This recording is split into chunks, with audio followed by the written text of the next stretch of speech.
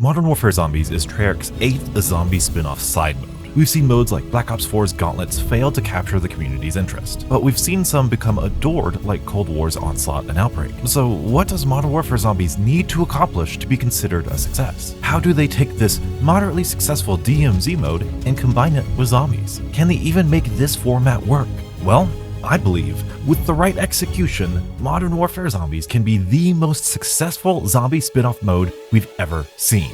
And here's why. The first reason is because this actually isn't a zombie spin-off mode. I mean, it is, but this mode seemingly has way more in common with DMZ than it does with something like Outbreak. This is definitely DMZ with zombies, which, in my opinion, could be the best of both worlds. You see, DMZ and zombies are more similar than you may think.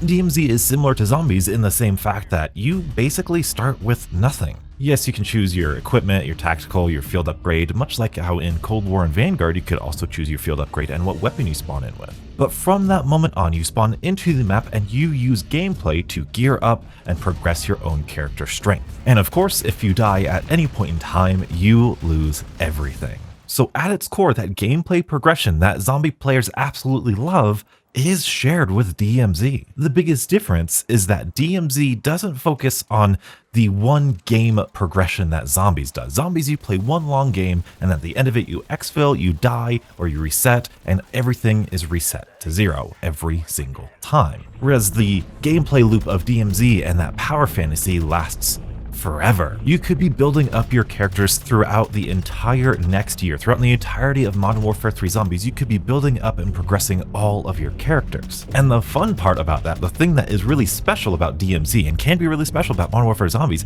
is that when you have an operator that's completely kitted out with the best backpack, the best vest, the best kill streak, self-revive, 10, exfil streak with all of these perks, there is an inherent anxiety and stress and tension that comes when you choose that operator to infill with. You could lose all of those hours and days and months potentially of hard work, of gameplay, of tough situations. You could lose that in an instant. Yes, it's true, you could start with a ray gun. It sounds like you could start with perks and ray guns and wonder weapons and all of these different things, but when you start with that, that means that you can't just exit out of the game. That means you can't die or die off. You have to exfil. You have to successfully win over all the enemies, over all of the challenges you have for that game, and you have to exfil. Even when you go in with something, you still have to earn your right to keep it. And so the premise of DMZ may share some things in common with zombies.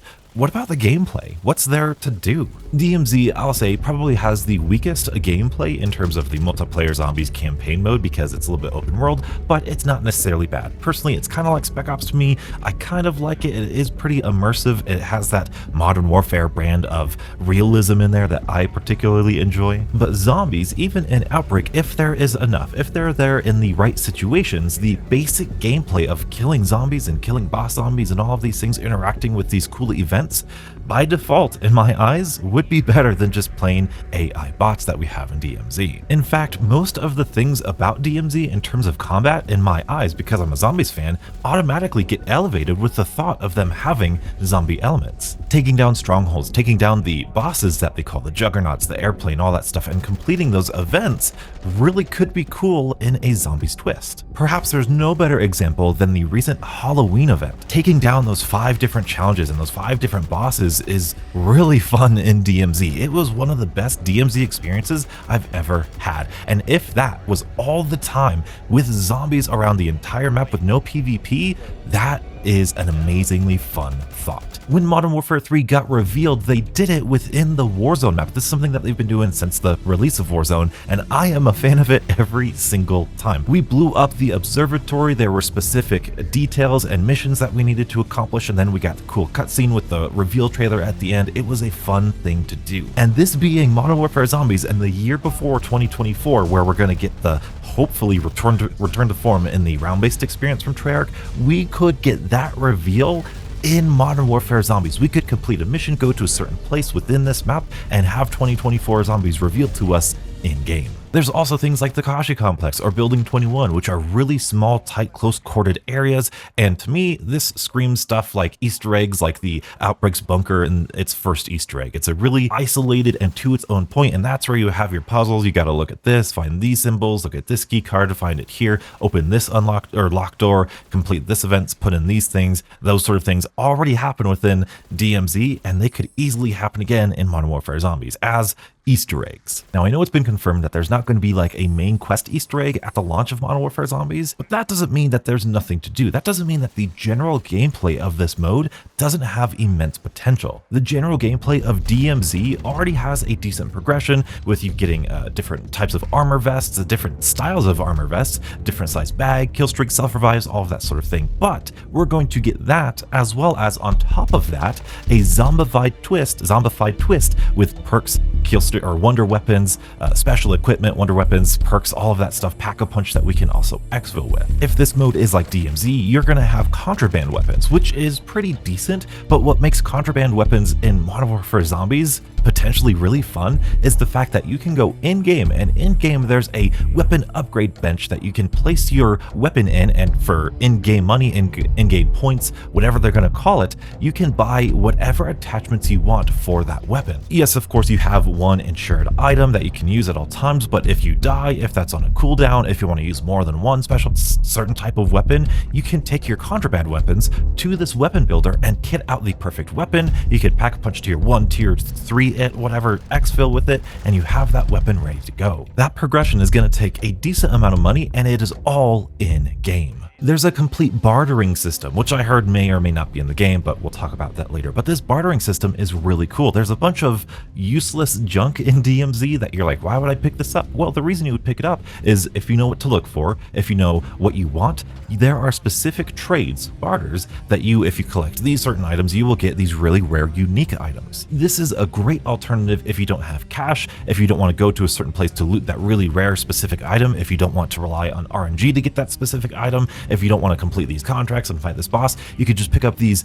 little miscellaneous pieces and then barter at the what's it called, buy station, and you could get your large backpack, you can get your free personal exfil, or whatever the case may be. I don't think you can get personal exfils from bartering, but you get the idea. In fact, they say when you're doing 0 to hero runs, bartering is a meta for a lot of useful items like a stealth vest or a medic vest or a special backpack that you can get. There's more than one way to progress within this mode, which is really cool. You could get a lot of points and just buy it, you could loot through everything and find it through loot, or you could find it through other loot by bartering and get it that way. They all have their pros and cons, and they are all meaningful, fun ways of playing DMZ, and hopefully Modern Warfare Zombies. And I think so far everybody really does understand, hey, DMZ, the gameplay progression, yeah, I get that, but what about the long-term goals? What's the big picture of DMZ? People are really worried about that 60-minute timer. My fun is going to stop at 60 minutes.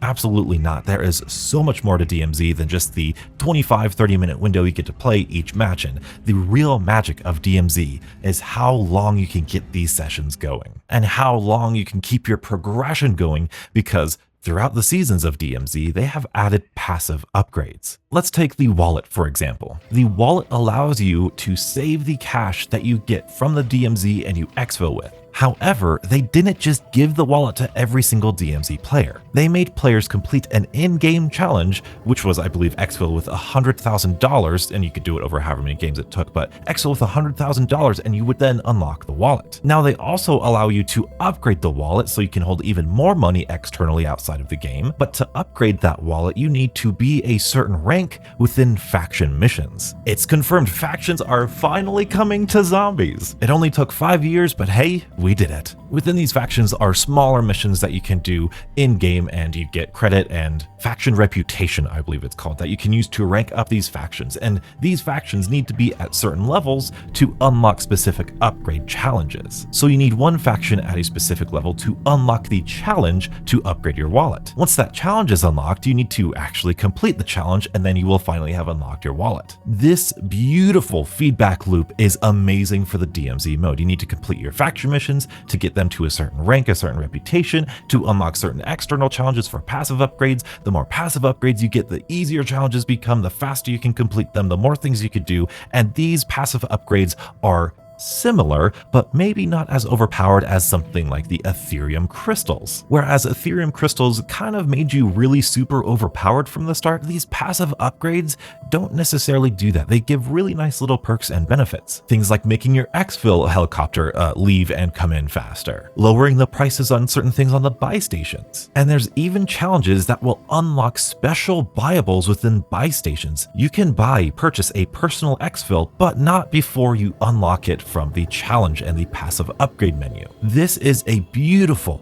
marriage of the in-game challenges that you have to earn stuff in-game that zombie players absolutely love, and the external progression that keeps players coming back over and over. It really is the best of both worlds. And through this, you can unlock even more like keys and stash upgrades. You can unlock more contraband things. You can spawn in with more armor, all of these things. There's so much you can unlock, so much you can do with these passive upgrades. Changing gears a little bit here, let's not forget that while DMZ just started with Al Mazrah, they also introduced Ashika Island and Vondel. These are two very different maps with very different atmospheres, themes, and playstyles. In addition to that, you have the Kasha Complex and Building 21, which also serve as a different purpose. These could essentially be our different types of zombie maps. We could have different themes for different zombie maps. In fact, things like Building 21 and the Kasha Complex could possibly be custom made just for zombies. We could have one of these things like a portal that takes us to the Dark Ether. There could be time travel involved and all of this sort of stuff. Anything's on the table because it's zombies. And I mentioned this before, but much like regular round-based zombies,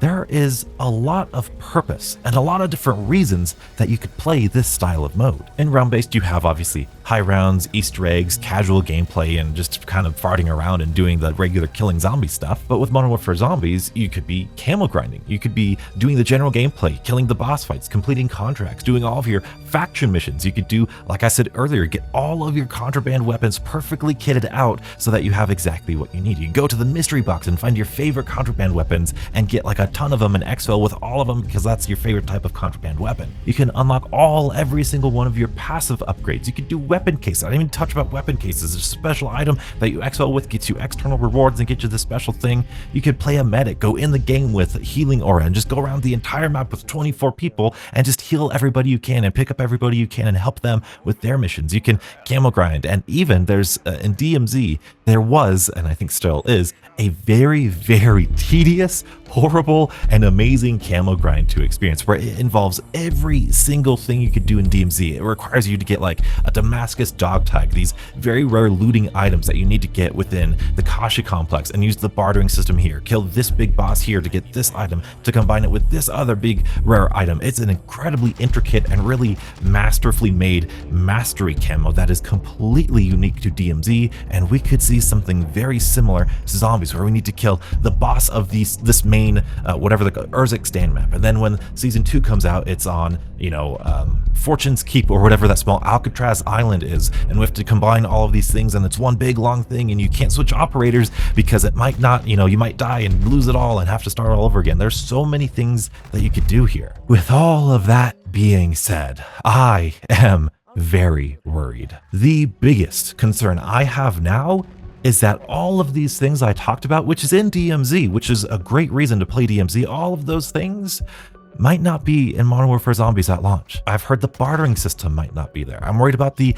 weapon upgrade bench not being there. Some of these things on the Bible stations, personal exfil not being there, the wallet not being there, those external progression, the passive upgrades came later. In fact, when DMZ first launched, you couldn't even have multiple operators. You just had your one operator, and that was it. I've said before that I'm worried that the general gameplay of just killing zombies and being within the map isn't going to be fun, but even if that general gameplay wasn't fun, I could still complete those passive upgrades and do all of those external things and faction missions and still probably have a good time. But if there is none of that external progression, if there are no passive upgrades, then if the core gameplay is bad, then that's not going to be great. And something that we might not need to think about for a while, but something that DMZ players are really frightened about right now is what happens when everything's maxed out? What happens when you have all of the passive upgrades? What happens when you have all of the weapon cases? What happens when you've done all the faction missions? Is the general gameplay going to be enough to keep playing the mode? And mind you, this is Zombies. Now, I'll give it to you, Outbreak had a similar problem of Once you were all geared up in Outbreak, what was the point of playing Outbreak just to turn the rounds? Which kind of tells you, wait a minute, there's no rounds here in Modern Warfare Zombies. At least in Outbreak, and even Vanguard Zombies had a high round type of purpose, type of drive to get players to keep playing. But in Modern Warfare Zombies, the game ends after an hour. So what's gonna be the purpose years from now to come back to keep playing this zombie mode? That's a tough question that Treyarch is going to have to answer. This is going to be a very interesting year for zombies. If you're excited to see how it unfolds, if you're excited for Modern Warfare 3 Zombies, if you're not excited for Modern Warfare 3 Zombies, all I ask for you to do is subscribe and stay beautiful.